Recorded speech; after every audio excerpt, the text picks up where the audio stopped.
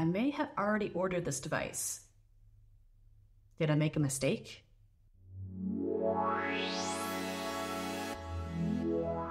Since starting my journey to live a more digitally minimalistic life, I've picked up a lot of interesting devices. One of those devices was the Onyx Books Palma. I still use this device all the time for an e-reader. In fact, it's an e-reader that is more or less like an Android smartphone, but it's not a phone. I find myself missing this aspect, and I would love to have an e-ink smartphone. There are other e-ink smartphones on the market like the Hisense devices.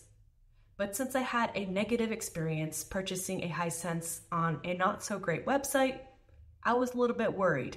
Recently, a lot of you have been reaching out about the Bigme HiBreak. I didn't think I was going to get this device.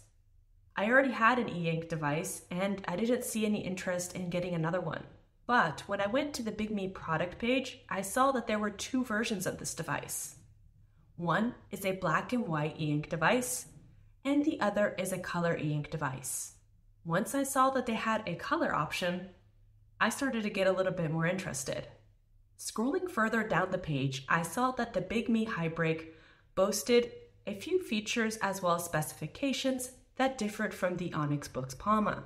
First, they boast that it has a X rapid refresh rate. So this is a super high fast refresh that eliminates ghosting as well as shake. I have doubts that this may work because with my Books Palma, it has a high refresh rate. But since I use my device mostly in dark mode because I can't see very well and I need high contrast, that the ghosting still does appear and I have to manually choose the refresh button in order to view certain content. This is not a big deal, but it's something worth noting that I just have doubts about. Another feature that the Bigme HiBreak boasts is its X color algorithm. This algorithm is supposed to make colors more vibrant and it looks like more saturated, a little bit more easy to see compared to other ink devices. Again, this is to be seen. If you scroll down further on the website, you'll see that it has connectivity specifications. This device is supposed to come in 4G LTE, and you'll see below that you have different bands according to your country as well as your network provider. Before purchasing this device, see which network provider you have as well as which country is supported by the bands below. Now if I continue on, I'll see the specific specifications sheet. From here, you'll be able to see the size and dimensions of the device. I know for me, when I saw the size of the device, I was a bit shocked. I thought it was going to be more or less the same size as my Onyx Books Palma or even my Google Pixel 8, but in fact, it's a bit smaller. It's a 5.83 screen size, and the Books Palma is 6.1.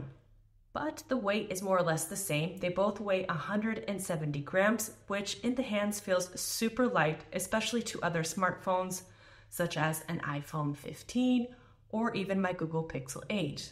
So if you're planning to use this device to read a lot, I think this is a definite plus.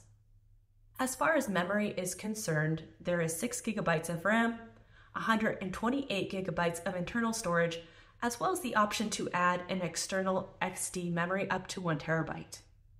This is fantastic news again, since I use a lot of external SD cards with my devices, and I more or less keep my whole music library on them. So you can store a lot of information on 1 terabyte. This device will be shipping with Android 11.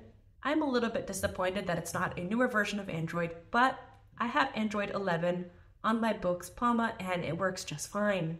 I can access any app from the Google Play Store, and to be honest, if I'm going to use this as a smartphone, I'm only going to have a few essential apps, and I'm not going to be using any social media or any distracting applications anyway. The last main reason why I ended up jumping in for this device was the price. New, this device is $246, but if you sign up to the website, you get 10% off. So this brings the total to $236.55 with free shipping. The device also has a 1-year guarantee, which is great. My Books Palma, on the other hand, costs near $300, and it doesn't have the capability to make calls because it doesn't have a SIM card tray. So comparatively, the Bigme HiBreak is a better deal.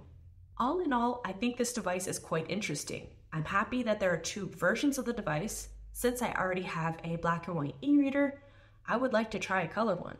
What do you think of this device? Would you get it? Let me know below. Thank you so much again for watching, and see you soon.